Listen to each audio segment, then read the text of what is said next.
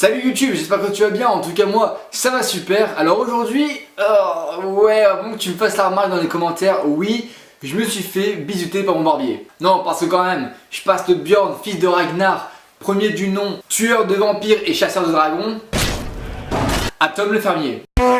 Oui, bon, en ce moment, je squatte un peu trop Skyrim, tu l'auras remarqué. Bref, avoir un programme qui te correspond en musculation, c'est la chose essentielle pour avoir des résultats. D'ailleurs, en musculation, on parle toujours de résultats, de résultats, de résultats et encore de résultats. Tout le monde cherche le programme miracle ou encore l'exercice miracle pour avoir des gros bras ou des gros quadriceps ou encore un bon gros fessier pour une demoiselle. Mais peu de personnes se focalisent vraiment sur l'essentiel, se connaître soi-même. Concrètement, tu vas mettre pas mal de temps à comprendre comment ton corps fonctionne. Tu vas surtout te rendre compte au fur et à mesure du temps que certains exercices te procurent plus de sensations ou encore plus de courbatures que d'autres. Tout ça en fonction de ta morphologie. Et du coup, comme j'ai vu qu'en ce moment dans le YouTube Game c'était un peu la mode de faire son analyse morphologique, et bah du coup je me suis dit que je vais faire la mienne. C'est parti. Alors du coup, j'allais récupérer quelques photos dans mes dossiers et sur mon Insta pour pouvoir illustrer un peu tout ça.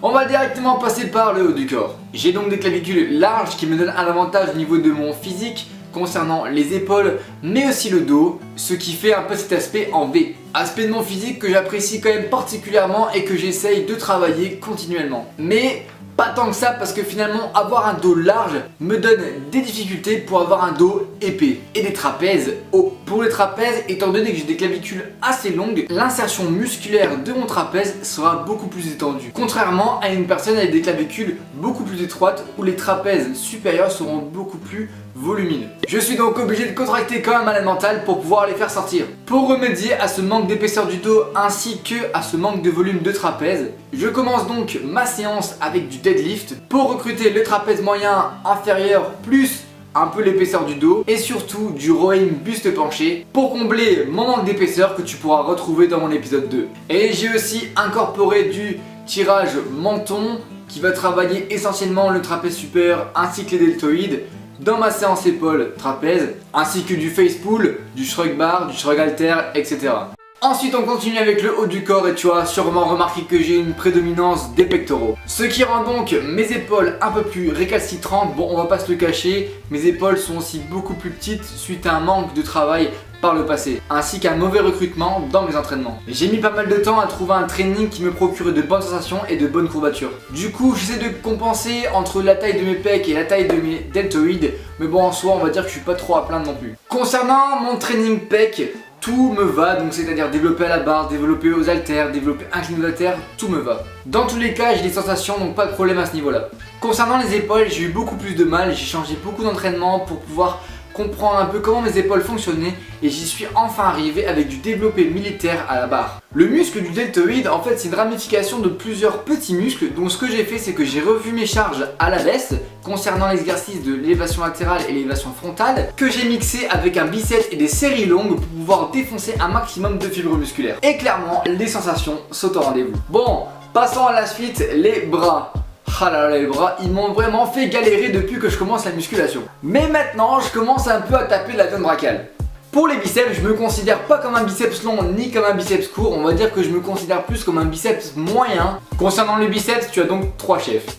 La courte portion, la longue portion et le biceps brachial. J'ai le biceps assez plat, donc c'est-à-dire que j'ai du mal à développer le pic de mon biceps. C'est pour ça que dans mes entraînements, je mets beaucoup l'accent sur mon biceps brachial qui va me choper en fait de l'épaisseur au niveau du bras et surtout soulever mon pic pour pouvoir avoir un pic plus élevé. Pour augmenter l'intensité de mon travail sur les biceps, je fais des biceps ainsi que des séries en dégressive. Et là, j'ai des sensations de dingue. Et les résultats commencent à arriver. Concernant les triceps, pour ma part, je trouve que j'ai des triceps assez longs, donc personnellement je les trouve assez longs, ce qui me permet donc d'avoir un potentiel de développement assez considérable. D'ailleurs, je n'ai jamais eu trop de problèmes pour les développer ni pour les sculpter, j'ai toujours eu des bonnes sensations pendant mes trainings. Concernant les triceps, tu as aussi 3 chefs, le vaste interne, le vaste externe et la longue portion. Concernant les entraînements, je mets beaucoup l'accent sur le vaste interne. C'est le vaste en fait qui a le plus gros potentiel de développement, celui en fait qui va remplir la manche de ton pull et qui va te permettre d'avoir des bras beaucoup plus épais. Enfin, pour finir avec les bras, on va passer aux avant-bras. Honnêtement, je trouve que je les ai assez fins. Pour remédier à cette finesse d'avant-bras,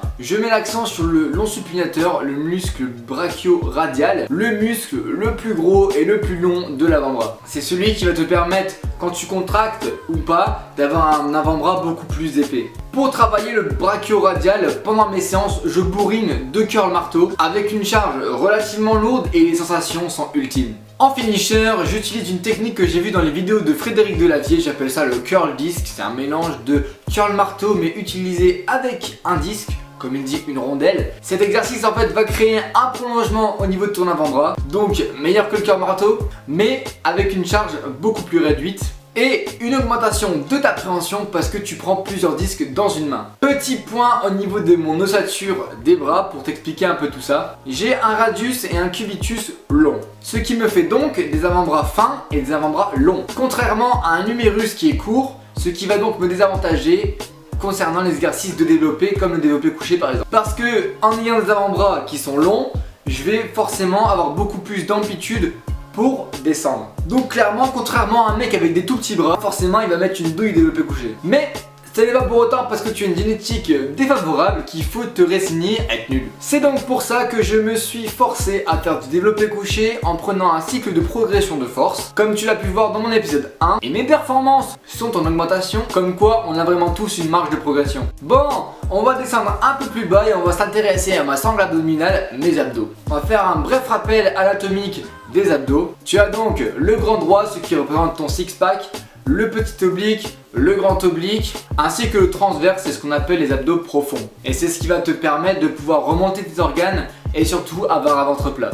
Pour être franc, je me considère pas avoir eu les abdos, on va dire que j'ai eu un embryon d'abdos. J'ai jamais vraiment été aussi sec pour avoir un six-pack. Bon, il faut les chercher à la loupe, mais on va pouvoir faire quelque chose quand même. Alors que dire? Bon, on peut voir quand même que j'ai des abdos assez carrés. Ça, c'est quand même un truc que j'aime beaucoup. Mais on voit quand même une légère asymétrie génétique au niveau de mon côté droit et de mon côté gauche. À voir si ça se confirme si un jour je suis beaucoup plus sec.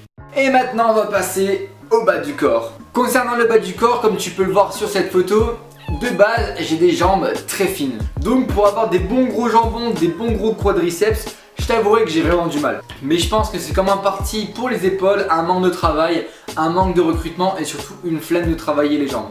C'est donc pour ça que depuis 8 semaines déjà, je mets l'accent sur les quadriceps et je me rends compte quand même que l'évolution est quand même pas mal. Bon, j'avoue, je suis quand même fier de mes petites cannes, donc c'est pour ça que je te laisse la photo un peu plus longtemps. Puis je commence à être ravi de voir mes petits mollets qui commencent à grossir et à choper plein de veines. Bon, on se fait un petit bref rappel d'anatomie sur la cuisse. Sur la cuisse, tu vas avoir le vaste interne, le vaste externe et le vaste intermédiaire du grand fémoral. Étant donné que, comme je te l'ai dit précédemment, j'ai des grandes jambes, c'est-à-dire qu'au niveau de mon ossature, j'ai des longs fémurs et des tibias courts. Ce qui me rend donc aussi mauvais au niveau des squats. Parce que, exactement le même principe que le développé couché, je vais avoir une plus grande amplitude au niveau de ma descente. Et je vais devoir pencher mon buste vers l'avant pour pouvoir compenser cette grandeur de fémur. Étant donné que je suis pas très souple de base, à rajouter ça, ma souplesse de hanche plus ma blessure à la cheville, on va dire que j'ai quand même du mal à pouvoir bien progresser. Car quand je fais du squat, mes sensations vont être essentiellement sur ma chaîne postérieure, donc les fessiers et les ischio-jambiers. Toutefois, je compte garder le squat pour plusieurs raisons dans mon entraînement. C'est donc un exercice polyarticulaire qui va donc nécessiter beaucoup d'énergie et donc plus de calories grillées. Le squat va être aussi utile pour la force, travailler mes ischios et mon cul, parce qu'avoir un beau boule pour un mec, ça se prend quand même. Ainsi, pour augmenter mes sensations au niveau de mes quadriceps, j'ai radicalement changé d'entraînement. Car maintenant, je fais du squat en dégressif, des fentes à la barre guidée. J'ai même testé le sissy squat et franchement, c'est un super exercice d'isolation si vraiment toi aussi tu as du mal à choper des quadriceps. Pour les mollets, j'ai de la chance, comme je te dis tout à l'heure, d'avoir des tibias courts. J'ai donc un mollet assez condensé au niveau de mon tibia, ce qui me permet d'avoir un bon potentiel de développement. J'ai la chance d'avoir un tibia qui n'est pas inséré beaucoup plus haut sur mon tibia, comme on peut le voir chez certains athlètes par exemple. Bon, après ce max d'informations, est-ce que ça te dirait pas un petit récapitulatif de tout ça? Petit récap au niveau de la morphologie et de mon training. J'ai donc des clavicules larges, ce qui me fait donc un dos large, donc je vais mettre l'accent sur l'épaisseur du dos plus les trapèzes. Proéminence des pecs, donc focus sur les épaules ainsi que l'arrière d'épaule. J'ai aussi un biceps moyen, donc focus sur le biceps brachial. Un triceps long, donc focus sur la longue portion, le vaste interne, histoire d'avoir des bras beaucoup plus gros. J'ai des jambes longues et fines, donc focus sur les quadriceps et sur les mollets. C'est donc ce qui va constituer mon programme de prise de muscle actuel, qui correspond à ma morphologie ainsi qu'à mes objectifs en musculation. J'ai enfin pu réaliser une chose, c'est qu'à chaque entraînement, j'ai une bonne congestion, des bonnes sensations et le lendemain matin, des bonnes courbatures. Donc, la mission est accomplie, reste plus qu'à appliquer. Si jamais tu as des questions concernant les termes que j'ai utilisés dans cette vidéo, n'hésite pas à me le dire dans les commentaires, je ferai une vidéo plus précise sur le sujet. Ah et au fait, j'ai créé un groupe Facebook où on discute de musculation, de mes vidéos, de l'actualité dans la musculation, mais aussi pour se motiver, se donner des conseils, etc. Donc, si tu n'y es pas encore, je t'invite directement à nous rejoindre en cliquant sur le lien dans la description ou tout simplement en tapant BjornFlex dans ta barre de recherche Facebook. N'hésite pas aussi à me rejoindre sur Twitter et sur Instagram pour me suivre continuellement. N'oublie pas, si la vidéo t'a plu, lâche un petit pouce bleu, ça fait toujours plaisir. Partage la vidéo à tes potes qui veulent en savoir plus sur la morphologie ainsi que sur les programmes de musculation. Abonne-toi à la chaîne YouTube, force à toi pour tes trainings et nous on se dit à la prochaine.